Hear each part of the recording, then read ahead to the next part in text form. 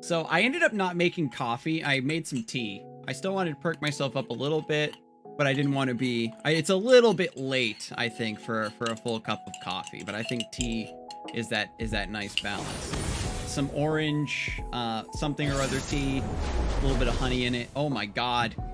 This matchup can definitely go very awry if they're running like Sting Officer and the full Flash Bomb package. Then our board is going to get really controlled. Because I have a 1-2-3 here, I'm gonna mulligan the other Sharkling. Maybe look for Collar, look for Pike, that kind of stuff.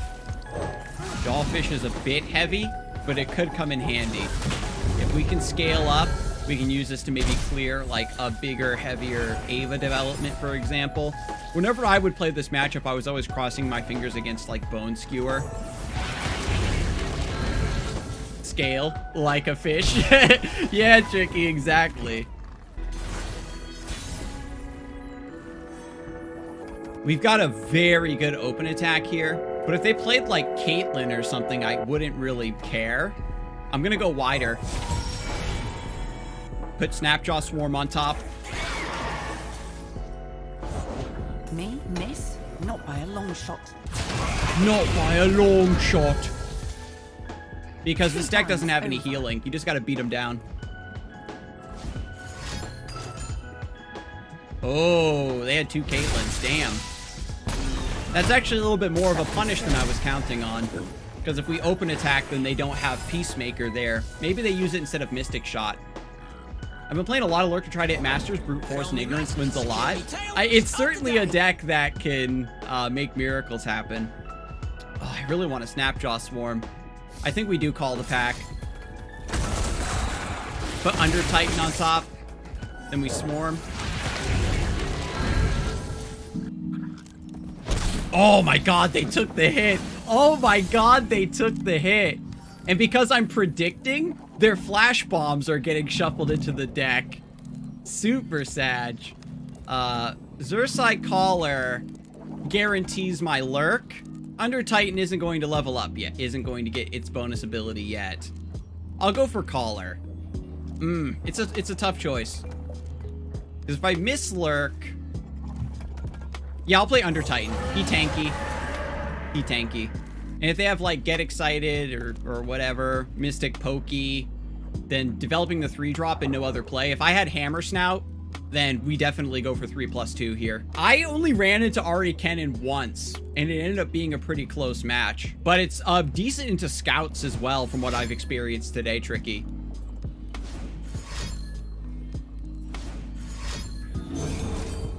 When it... Ooh, nice. So if a Lurker gets sent back to your hand and you replay it, yeah, because it's an emblem. It's just a thing that is attached to your deck.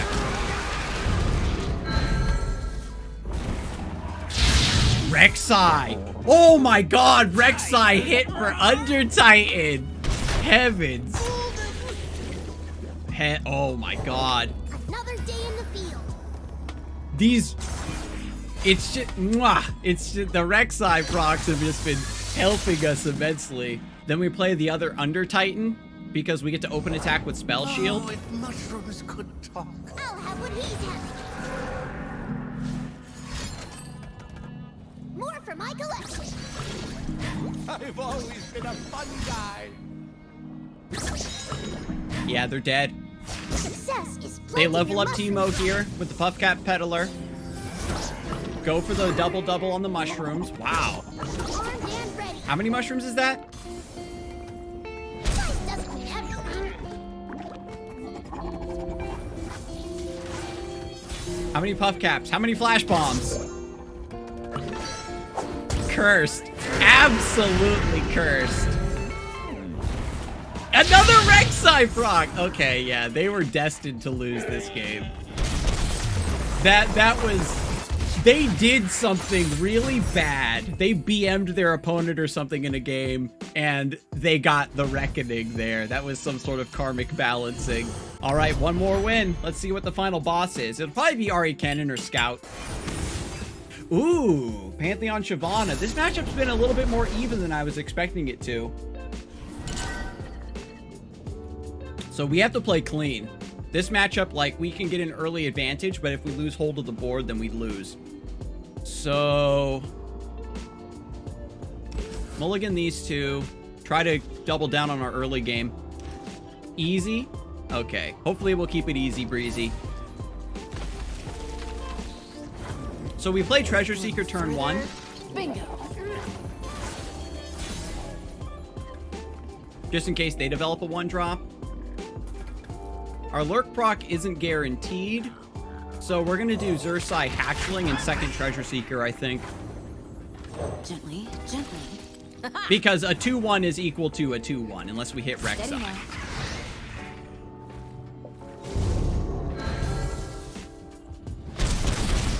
Off to a good start. We've got Snapjaw Swarm.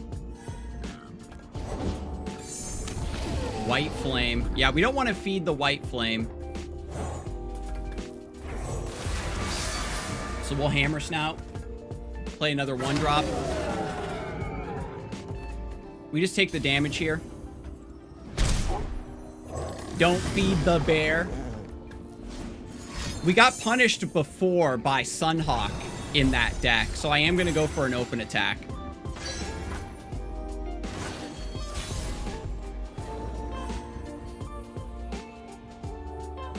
Step like Even though, like, Waking Sands is really strong there, I don't want to get punished by Shield Block or Waking Sands. it's a trap.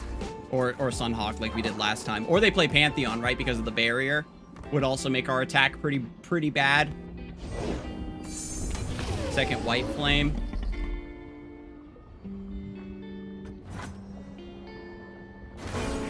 As long as we stay wider than them, we're good.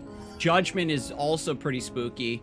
I've actually lost to Judgment in these decks before. It's so terrifying. As you get to higher ranks, like, it does become a little bit harder to find those wins with spiders because players are playing very, very well around everything you're trying to do. Threatening a lot of mana against, like, your Noxian Fervors and stuff. So definitely, it's an achievement.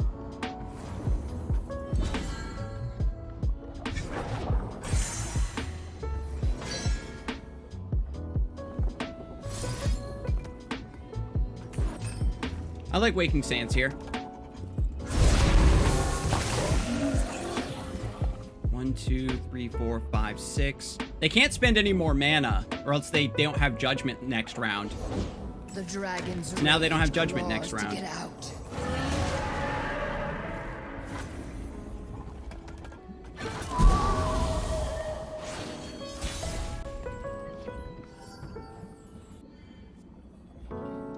Watch your head.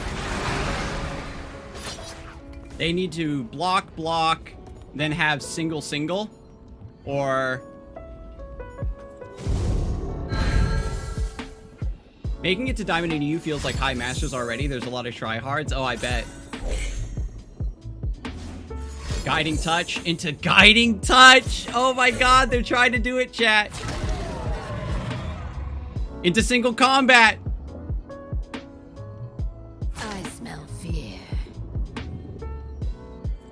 Yes!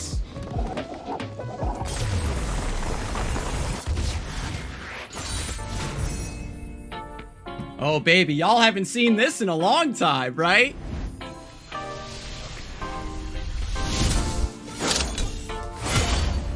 Oh! The next day. Like, any late game deck that can support it gets, like, this really ignorant win condition. It's like Feel the Rush, where, yeah, sure, there's a lot of ways to interact with it and stop it, but if you don't have those, you just die. Why is Ezreal Twisted Fate back? I guess because of red card and, like, Make It Rain, people are just trying to fight Ari Kennen in any way imaginable. We're attacking on 1, so we mulligan everything for a 1-drop. Got it. Jawfish is a bit clunky, but getting a 1-drop and a 2-drop is fine.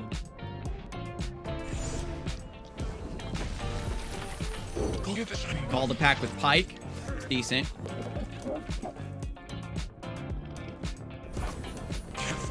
No Parley in that deck, huh? That's definitely something you gotta run. If you're running this to counter Ari Cannon, you gotta run those parleys. 1 mana ping to catch turn 1 droplet.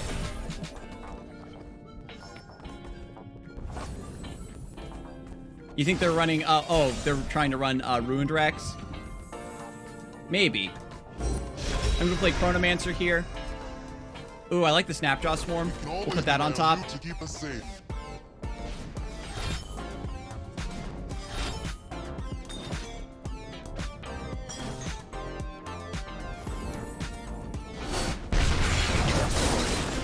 Oh, cool. Use their removal. Stop my Lurk. I'll just go Waking Sands here. They need to have, need to have another Mystic Shot.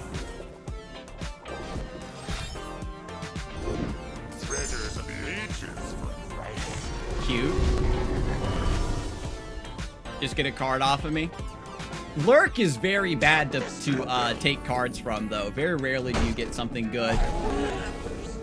And I don't have, like, Rite of Negation or Ruthless Predator or anything that they could have that's useful. That's okay.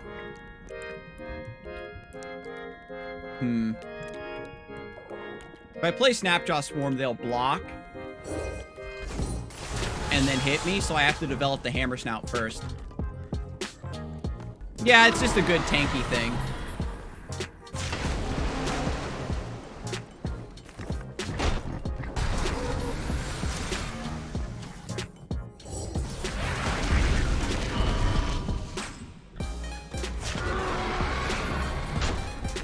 Just trade that down, get my Lurk proc.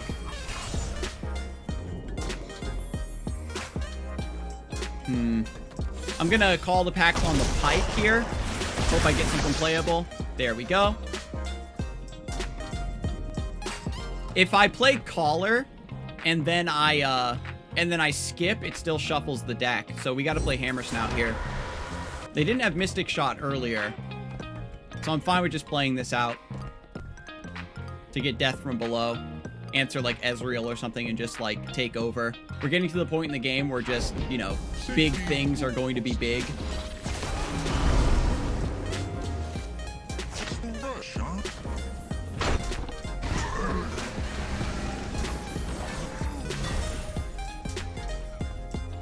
In this matchup, if you're going to be plundering, you actually do want to wait until I get really, really big Lurks, and then you can play like big things.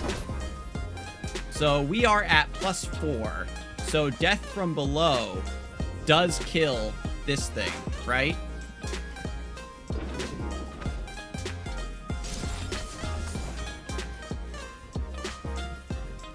I didn't know it shuffled even if you skipped. That's weird.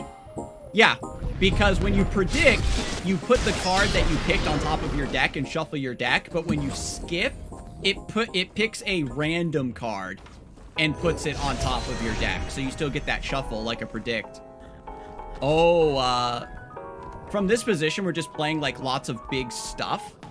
So I want to call the pack so that I can fill out my curve with some smaller stuff if necessary.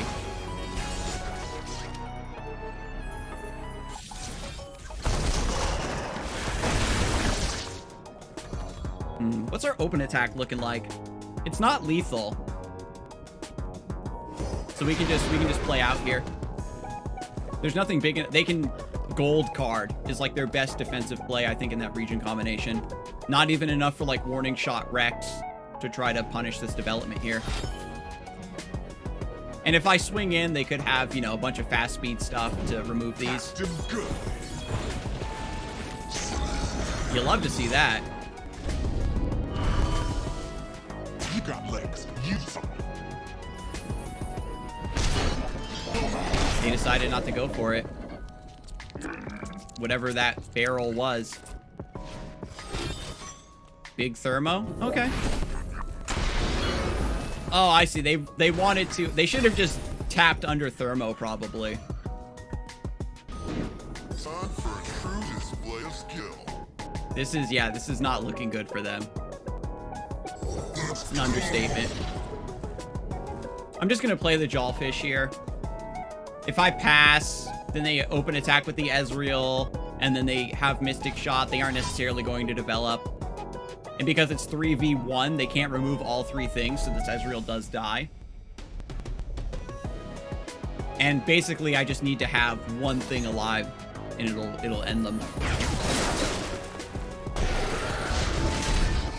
Check me out. Check me out.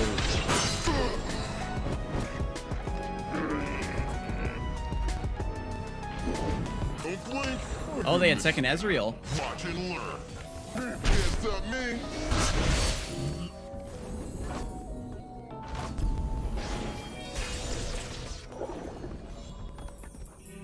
Oh, REKSAI. If I play REKSAI, I can't jawfish, but then it's just another, like... What are they gonna do from 17, right? Warning shot Rex, actually.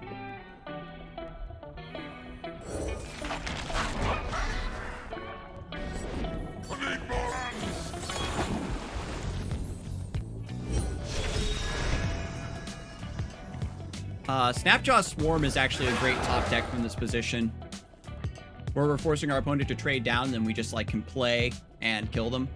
Because now we're just going wide. I don't know if they're trying to set up a Make It Rain here. We've got REKSAI about to drop. There's no True Shot Barrage. It's only 6 mana up. They could have third Ezreal for that Mystic Shot. Really big shame no Twisted Fate this game. Having the red card and the stun would have really helped them defend themselves without having to put a bunch of spells down. Developing the REKSAI here might even be incorrect. I think we were good at 4. No, we need the Overwhelm threat because of the barrel.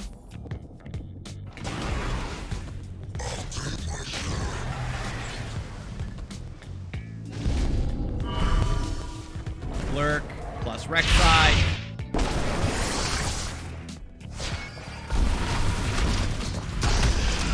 And this is, we're in a really unfortunate metagame where, again, if you tech too... We talked about this earlier during the discussion portion, is that if you tech too much to beat Ari Kennen, you just start getting owned by everything else. I'm glad that they are playing something a little bit cheekier. Because I saw somebody suggesting Ezreal Twisted Fate on Ikado's stream yesterday to, like, round out a tournament lineup, I think, with.